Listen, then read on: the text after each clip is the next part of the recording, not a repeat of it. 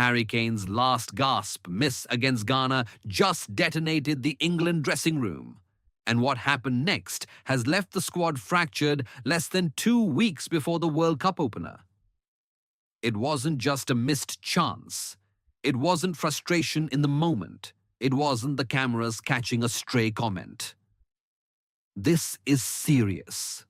Nothing like this has ever erupted in an England camp days before a tournament starts.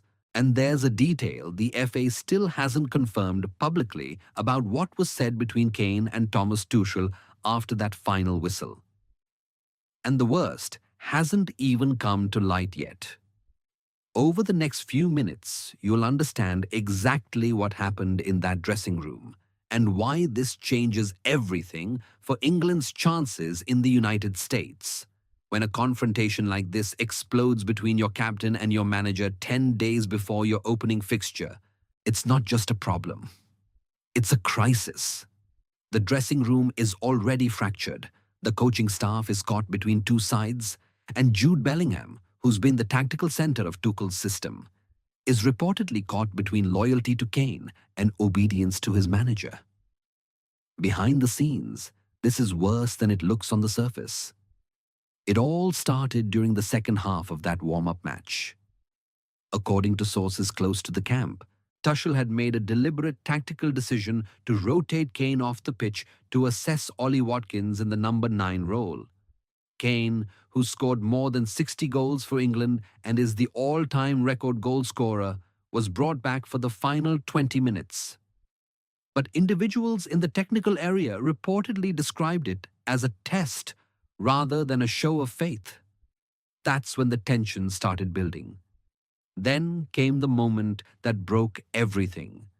Kane found himself with a clear late opportunity, one he would normally convert without thinking.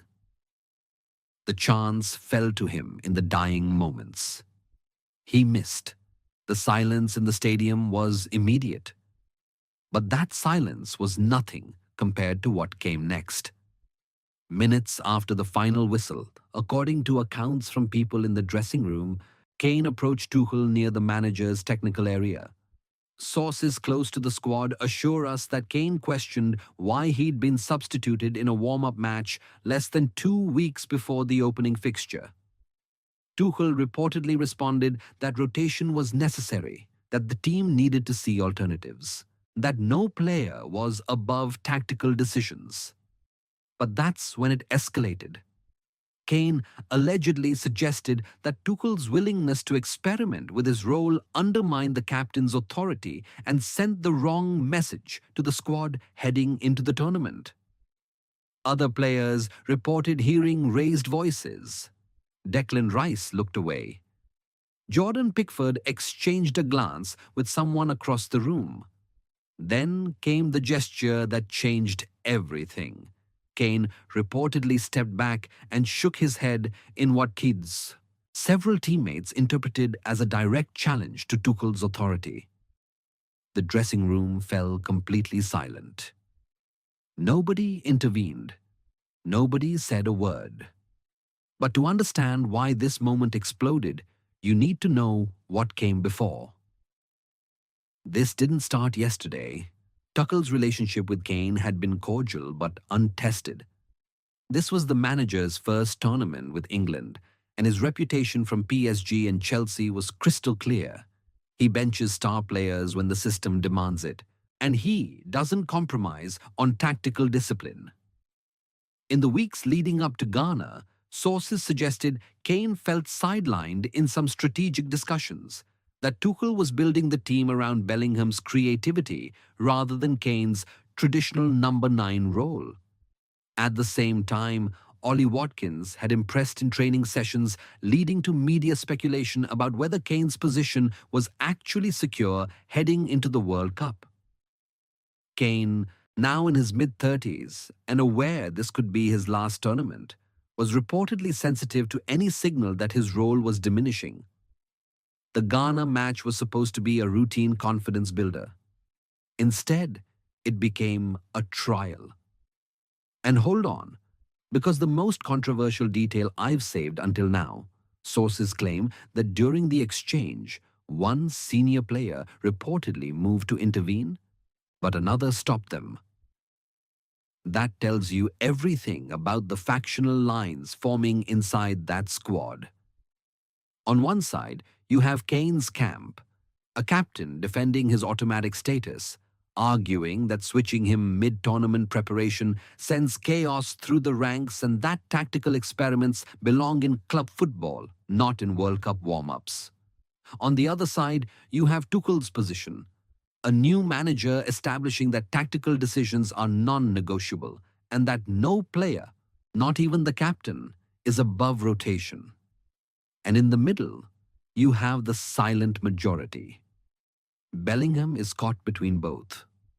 Jordan Pickford, who's been the emotional anchor of this dressing room for over a decade, reportedly stayed neutral, but his body language set the mood.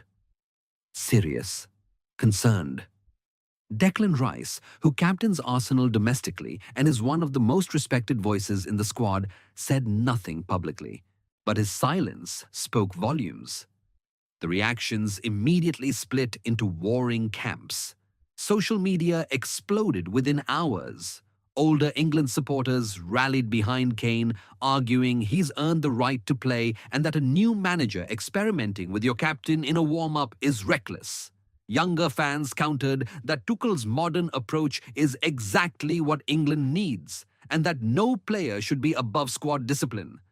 The press sensed blood instantly. The FA was reportedly aware of the incident within hours and immediately concerned about the story leaking before the opener. The coaching staff had emergency debrief meetings, with some reportedly backing Kane's frustration as completely understandable, and others insisting Tuchel had to maintain discipline regardless of who it was. Now, Thomas Tuchel is caught between two impossible decisions. If he backs down and guarantees Kane's playing time and central role to smooth things over, he signals to the rest of the squad that the captain can override his tactical decisions and veto his authority. The resentment from players who accept rotation without complaint would be enormous.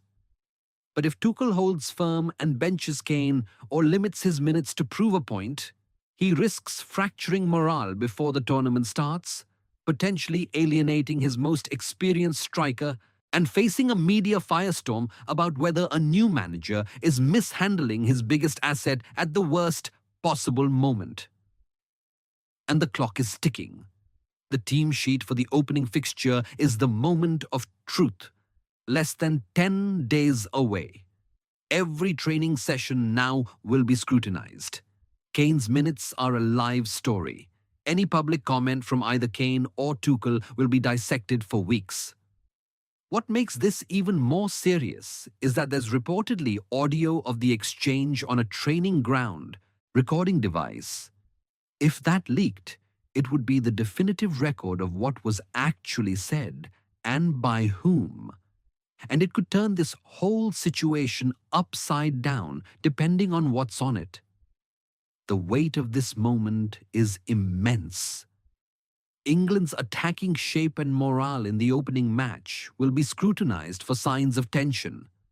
The squad has 10 days to reset, but the damage to trust between captain and manager might take much longer to repair. And look, this is far from over. This is the information going around so far. Over the next few hours, new details should drip out, and they could completely turn this whole story upside down. Over to you. Was Kane right to challenge a manager experimenting with his role 2 weeks before the World Cup? Or did Tuchel need to establish that no player, not even the captain, is above tactical rotation? Write it down below. And if you don't want to find out about the next bombshell after everyone else, subscribe and turn on notifications now, because when this fully blows up, you'll want to be the first to know, not the last.